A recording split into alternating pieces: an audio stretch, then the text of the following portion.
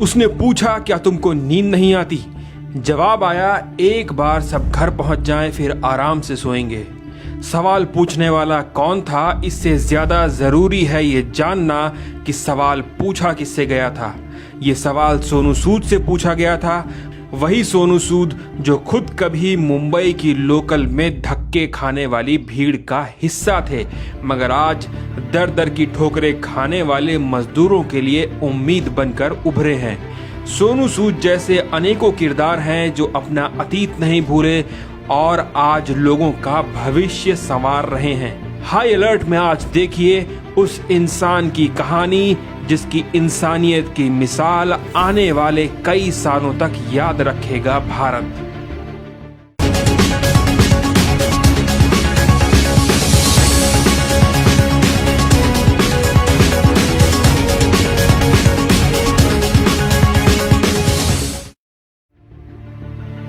भारत में इस समय देश को बनाने संवारने वाले लोग, खून को पसीना बनाने वाला मजदूर वर्ग भारत के इतिहास में अपने सबसे ज्यादा बुरे दौर से गुजर रहा है।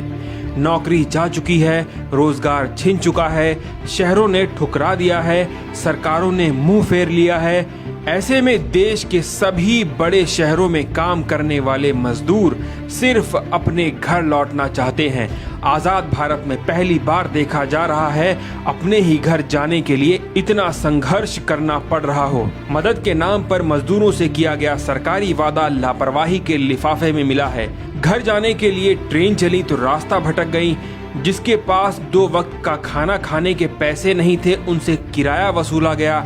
घर वापसी करते हुए कुछ रेलों से कटकर मरे, कुछ रेल में सफर करते हुए मरे, किसी को सड़क पर कुचला गया तो किसी ने रेलवे स्टेशन पर दम तोड़ा। अच्छा राजा वही होता है जिसे जनता का दुख चैन से सोने ना दे। आज भारत जानता है कौन भूखे पेट मर रहा है और कौन चैन की नींद सो रहा है। ऐसे में फिल्मों में विलन बनने वाले सोनू सूद का दिल भी रोया। सोनू को अपना अतीत जरूर याद आया होगा, तभी मजदूरों को घर रवाना करने वो खुद सड़क पर उतर आए। राजा बनने के लिए सत्ता का सुख जरूरी नहीं, सिर्फ इंसान बने रहना ही काफी होता है। जो इंसान को कपड़ों से नहीं सिर्फ इंसान होने से पहचान ले, वो लोग दिलों पर राज करने की ताकत रखते हैं। सिल्वर स्क्रीन के कई सितारे मजदूरों की मदद कर रहे हैं। ज्यादातर पैसे वाले गरीबों के नाम पर बने फंड में चेक जमा कराकर खुश हैं, मगर बहुत कम हैं जो सोनू सूद की तरह मजदूरों के साथ खड़े नजर आ रहे हैं। सोनू सूद पिछले कुछ दिनों में हजारों प्रवासी मजदूरों को उनके घर भेजकर किसी हीरो की तरह उभरे हैं। सोनू बसों के जरिए मुंबई में फंसे कई हजार मजदूरों को उनके घर रवाना कर चुके हैं। उनका ये काम कई दिनों से लगातार जारी है। सोनू 23 साल पहले मुंबई एक्टर बनने का सपना लेकर आए थे। उन दिनों सोनू 420 रुपए का टिकट लेकर लोकल ट्रेन से सफर किया करते थे। ट्रेन में उनका सफर बोरीवली से चर्च गेट तक का होता था। साल 2001 में शहीद आजम फिल्म में भगत सिंह के किरदार से बॉलीवुड में एंट्री की थी।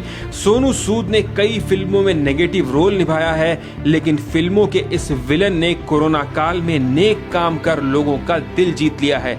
अपने खर्चे पर सोनू बसों के जरिए अब तक हजारों मजदूरों को घर पहुंचा चुके हैं।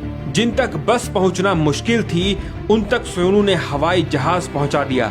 सोनू सूद ने केरल में फंसे 167 लोगों को एयरलिफ्ट कराकर सुरक्षित घर तक पहुंचाया। सोनू को किसी करीबी से इनके फंसे होने की सूचना मिली थी, जिसके बाद उन्होंने एयर एशिया के चार्टर्ड विमान से इन लोगों को एयरलिफ्ट कर भुवनेश्वर के बीजू पटनायक अंतर्राष्ट्रीय हवाई अड्डे तक पहुंचा दिया।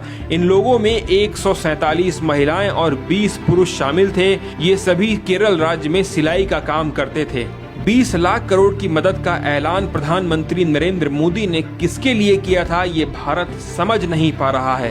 बस, ट्रेन और हवाई जहाज से मजदूरों को सुरक्षित घर तक पहुंचाना सरकार का काम था। वही सरकार जिसके नेता की एक झलक पाने के लिए लाखों गरीब मजदूर चुनावी सभा में जमा हो जाते हैं।